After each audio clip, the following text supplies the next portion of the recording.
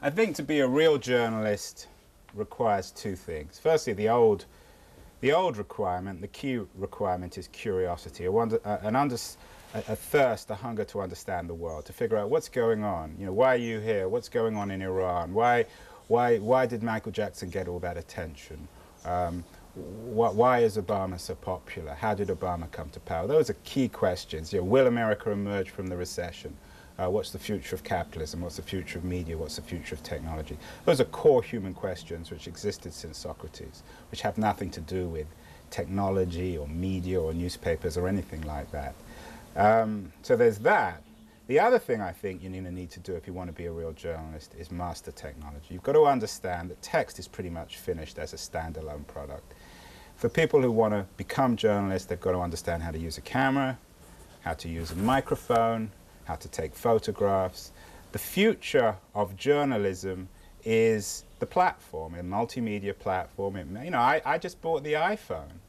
I'm not an Apple groupie, but I'm really excited with the idea of having a little product that enables me to take photographs, videos, write text, and distribute them instantly on the internet. So if you want to be a journalist today, you can't be a technophobe. You've got to embrace journalism. The real question, and I don't know the answer to this, is why go to journalism school? You see all these kids going to journalism school at Cal and Columbia, and the question is, what are they learning? Are they just putting stuff off? Wouldn't they be better buying an iPhone and going out in the world?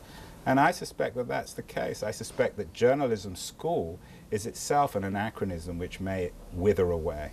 Why are you so against this culture of the amateur? I'm against I'm against the cult of the amateur. The cult, yeah. I'm against this, as I said, this fetishization of innocence, the notion that the less you know, the more you know. Jimmy Wales said it very famously, the Wikipedia guy. He said, I don't trust a Harvard professor any more than a 15-year-old kid to put up posts on Wikipedia. Now that's a strongly ideological statement. What he's saying is, even if you've had 30 years experience studying a subject, zoology, philosophy, theology, you don't know any more than a 15-year-old kid. That's the cult of the child, the cult of the innocent. It's Jean-Jacques Rousseau in a sentence, and it's very dangerous. We have to acknowledge that some people know more than others, that some people are more skilled than others. You've been in the journalism, the TV business for 30 years. I trust you more to pull off a competent interview than some kid we drag off the street. I trust someone who's been teaching at Harvard or Cal for 30 years to know more about God or theology or philosophy or Nietzsche than some kid who just picked up a textbook about philosophy. We simply have to make those calls. We may be uncomfortable. It reflects, again, all these ambiguities and paradoxes of our democratized culture. But we have to be willing to make calls about professionals. It doesn't mean that professionals are more moral, better. It doesn't even mean that they're better citizens. But it does mean that they know more and that they're more to be trusted.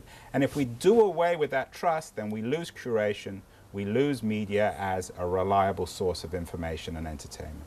Is culture, as we know it, threatened? Well, threatened is a big word. On the one hand, it's threatened. On the other hand, it's good that it's threatened because it's being challenged and it's forcing people to be creative. And out of the revolution, you're getting some really smart, creative people. When I wrote my book, I was a little pessimistic. I'm more and more optimistic. I think that this movement, whether you call it Web 2.0 or even Web 3.0 now with new real-time sources like Twitter, it's actually throwing up incredibly creative people. The challenge is making sure that those creative people are discovered and paid.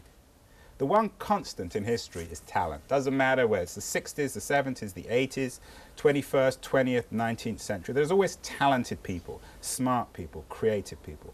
The challenge in a media economy is to find those people, polish up their product, and make sure that they can monetize it, make sure that they can make a living. What I don't like in this cult of the amateur is this idealization of genius, that it's fine not to be paid because art or creativity or journalism is so important that you can do a real job in the day and you'll sacrifice yourself. I loathe the notion of personal self-sacrifice. I loathe the idea that we shouldn't be economically rewarded for our labor, for our creative labor. And one of the ironies is that a lot of this discourse, a lot of this ideology is coming from wealthy software guys.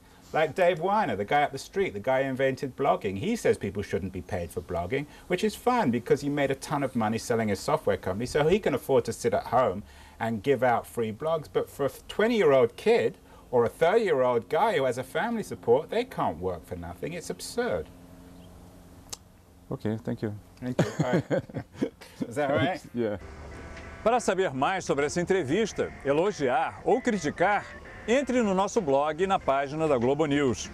Lá você também encontra o link para a entrevista que o Andrew Keane fez comigo.